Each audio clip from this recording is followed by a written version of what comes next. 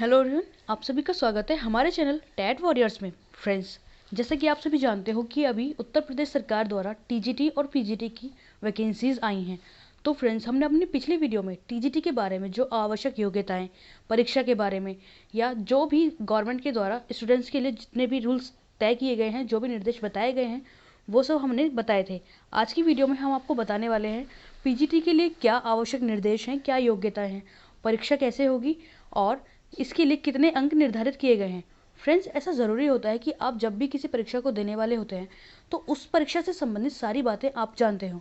तो friends, PGT से आशय है कक्षा 11th और 12th के अध्यापकों के लिए इस परीक्षा को कराया जाना। तो फ्रेंड्स, पीजीटी के लिए एक सबसे महत्वपूर्ण योग्यता वो ये है कि इसमें स्टूडेंट को ग्रेजुएशन, पोस्ट ग्रेजुएशन और उसके साथ बीएड होना भी ज़रूरी है। मान लीजिए यदि किसी स्टूडेंट ने विज्ञान विषय को चुना है तो उसके लिए उसे बीएससी और एमएससी से उस सब्जेक्ट का होना बहुत ज़रूरी है। तो फ्रेंड्स, आज की वीडियो शुरू करते हैं। इससे पहले यदि आपने अभी तक हमारे चैनल को सब्सक्राइब नहीं किया है तो प्लीज़ चैनल को सब्सक्राइब करें और अगर आपको ये वीडियो पसंद आए तो इस वीडियो को लाइक कीजिए। आज की वीडियो शुरू करते हैं। फ्रेंड्स, इसके लिए जो रजिस्ट्रेशन डेट है वो 29 अक्टूबर 2020 यानी आवेदन प्रक्रिया शुरू हो चुकी है। शुल्क जमा करने की प्रारंभ तिथि वो 29 अक्टूबर 2020 है। ऑनलाइन आवेदन भाग 1 पंजीकरण की अंतिम तिथि जो कि 27 नवंबर 2020 है। फ्रेंड्स, ये लास्ट डेट है। इससे पहले ही आपको अपने सारे डॉक्यूमेंट्स सबमिट करने हैं। इसके बाद ऑनलाइन शुल्क जमा करने की अंतिम तिथि भी यही है। ऑनलाइन आवेदन सबमिट करने की अंतिम तिथि 30 नवंबर 2020। फ्रेंड्स, 30 नवंबर 2020 के बाद आपके आवेदन जो आपने किए हैं वो सबमिट नहीं होंगे, तो इसी के अंदर आपको अपना आवेदन सबमिट करना होगा। इसके बाद जो गवर्नमेंट द्वारा एक आवेदन शुल्क निर्धारित किया गया है वो इस प्रकार है। अनारक्षित सामान्य कैटेगरी के लिए आवेदन शुल्क 700 रुपये, ऑनलाइन प्रक्रिया शुल्क 50 रुपये, कुल योग 750 रुपये। ईडब्ल्यूएस कैटेगरी के लिए आवेदन शुल्क 600 रुपये, ऑनलाइन प्रक्रिया शुल्क 50 रुपये और कुल योग 650 रुपये।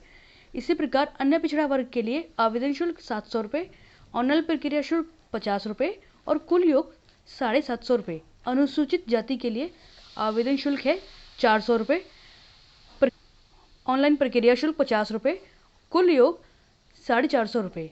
अनुसूचित जनजाति के लिए आवेदन शुल्क 200 रुपये, ऑनलाइन प्रक्रिया शुल्क 50 रुपये, कुल योग 250 रुपये। तो फ्रेंड्स, आप अपनी कैटेगरी के अनुसार इसी प्रकार आवेदन शुल्क जमा कर सकते हैं। और आगे आते हैं इसमें कितने मार्क्स का ये एग्ज़ाम होने वाला है।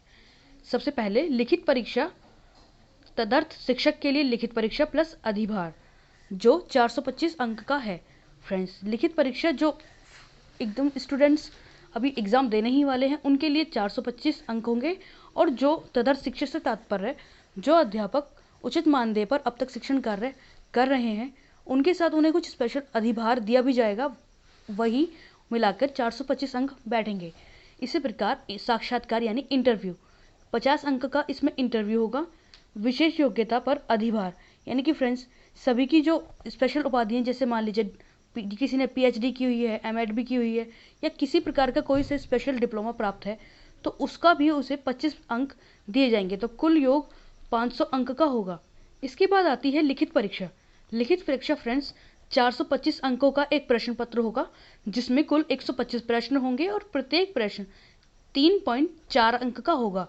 सभी प्रश्न अनिवार्य होंगे और तदर्थ प्रवक्ताओं के लिए लिखित परीक्षा 390 अंकों की होगी और प्रत्येक प्रश्न 3.12 अंक का होगा। इसके बाद समयावधि फ्रेंड्स, इस एग्ज़ाम के लिए जो टाइम लिमिट तय की गई है वो 2 घंटे की है। अगला प्रश्न का स्वरूप, सभी प्रश्न बहुविकल्प रूप में आएंगे और उनमें से केवल एक ही विकल्प चूज करना होगा। इसके बाद वो सब्जेक्ट आते हैं जो सब्जेक्ट बालक वर्ग के लिए निर्धारित किए गए हैं, जिनमें हिंदी, गणित, गृह विज्ञान, अर्थशास्त्र, इतिहास, इंग्लिश, कला, नागरिक शास्त्र, भूगोल, मनोविज्ञान, शिक्षा शास्त्र, समाजशास्त्र, संस्कृत, जीव विज्ञान, भौतिक विज्ञान, रसायन विज्ञान, शारीरिक शिक्षा, वाणिज्य, कृषि, सैन्य विज्ञान, तर्कशास्त्र। तो फ्रेंड्स, कुल 21 विषय हैं जो बालक वर्ग के लिए निर्धारित किए गए हैं और इसमें जो कुल पदों पर आवेदन लिया जाएगा वो 2221 पद होंगे। इसी प्रकार बालिका वर्ग के लिए जो आवेदन लिया जाना है और उसके लिए जो सब्जेक्ट हैं वो इस प्रकार हैं: हिंदी, गणित, गृह विज्ञान, अर्थशास्त्र, इतिहास, इंग्लिश, कला, नागरिक शास्त्र, भूगोल, मनोविज्ञान, शिक्षा शास्त्र, समाजशास्त्र, संस्कृत, जीव विज्ञान, भौतिक विज्ञान, रसायन विज्ञान, शारीरिक शिक्षा, संगीत गायन, संगीत वादन। तो फ्रेंड्स, बालिका वर्ग के लिए जो सब्जेक्ट निर्धारित किए गए हैं वो कुल 19 सब्जेक्ट हैं और इसमें 314 पदों पर वैकेंसी आई है। इसके बाद अभ्यर्थियों के लिए जो सामान्य अनुदेश निर्धारित किए गए हैं वो इस प्रकार हैं।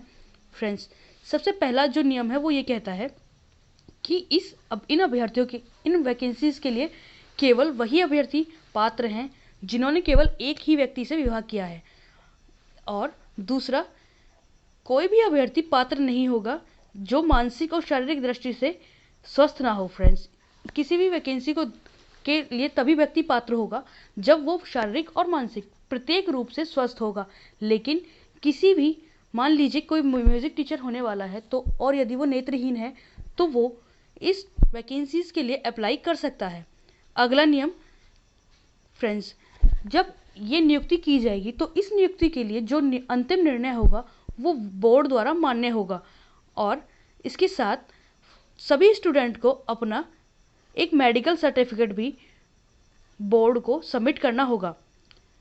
अगला नियम, कोई पुरुष अभ्यर्थी किसी बालिका संस्था में किसी अध्यापक के पद पर नियुक्ति के लिए पात्र नहीं होगा, परंतु यह बात संगीत विषय के किसी नेत्रहीन अभ्यर्थियों हेतु लागू नहीं होगा।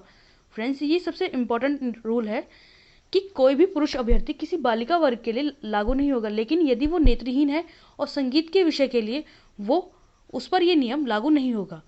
अगला, महिला अभ्यर्थी बालक एवं बालिका दोनों वर्गों के विद्यालय के लिए पात्र है, परंतु आवेदन में वांछित किसी एक वर्ग का ही यथास्थान उल्लेख करना आवश्यक है। किसी एक विषय में एक समय में केवल एक ही वर्ग, बालक या बालिका, में आवेदन मान्य होगा। फ्रेंड्स, इसका तात्पर्य है कि महिलाएं अपनी चॉइस के अनुसार, अपनी सुविधा के अनुसार बालक वर्ग और बालिका वर्ग दोनों के लिए आवेदन कर सकते हैं, लेकिन एक बार में वो एक ही वर्ग के लिए आवेदन कर सकते हैं। अगला नियम, अगले आवेदन में अपना फोटो अवश्य लगाएं। और अगला नियम, विशेष प्रत्येक विषय एवं वर्ग के लिए मात्र एक ही आवेदन पत्र मान्य होगा। अगला, अभ्यर्थियों को पात्रता के संबंध में चयन बोर्ड कोई परामर्श नहीं देता, अतएव अभ्यर्थी विज्ञापन को ध्यान से पढ़ें। फ्रेंड्स, ये बात बहुत ध्यान देने वाली है कि आप पूरा विज्ञापन ध्यान से पढ़ें। अभ्यर्थी यदि पूर्णतः पात्र हो तभी ऑनलाइन आवेदन करें, अन्यथा नहीं। फ्रेंड्स, ये भी बात बहुत ध्यान देने वाली है कि यदि आपको लगता है कि आपकी योग्यता है और आप तभी उसके बाद ही आवेदन करें, वरना इस दिशा में ना तो आपका शुल्क लौटाया जाएगा और ना ही किसी अगले विज्ञापन के लिए वो रिजर्व किया जाएगा। इसी प्रकार अगर स्टूडेंट चाहे तो वो टीजीटी और पीजीटी दोनों परीक्षाओं के लिए आवेदन कर सकता है, क्योंकि ये दोनों ही परीक्षाएं अलग अलग तिथि पर संपन्न होंगी।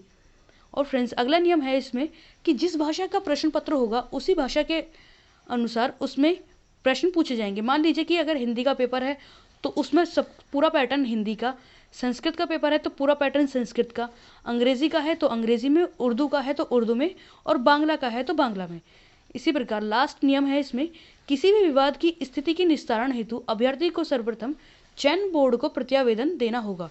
फ्रेंड्स, जो इसमें फाइनल डिसीजन है, और मान लीजिए यदि आपको लगता है कि किसी भी प्रकार की कोई त्रुटि हुई है तो आप इसके लिए आवेदन कर सकते हैं और बोर्ड को सबसे पहले इस बारे में सूचित करना अनिवार्य है। नोट पॉइंट है इसमें, परीक्षा तिथि की सूचना यथासंभव दी जाएगी। फ्रेंड्स, आज की इस वीडियो में इतना ही। इस वीडियो में हमने वो सभी बिंदु शामिल किए हैं जिनकी आप सभी को आवश्यकता है। उम्मीद है आप सभी को ये वीडियो पसंद आएगी और आप इस वीडियो के बारे में अगर कुछ कहना चाहें तो आप हमें कमेंट करके ज़रूर बताएं। धन्यवाद।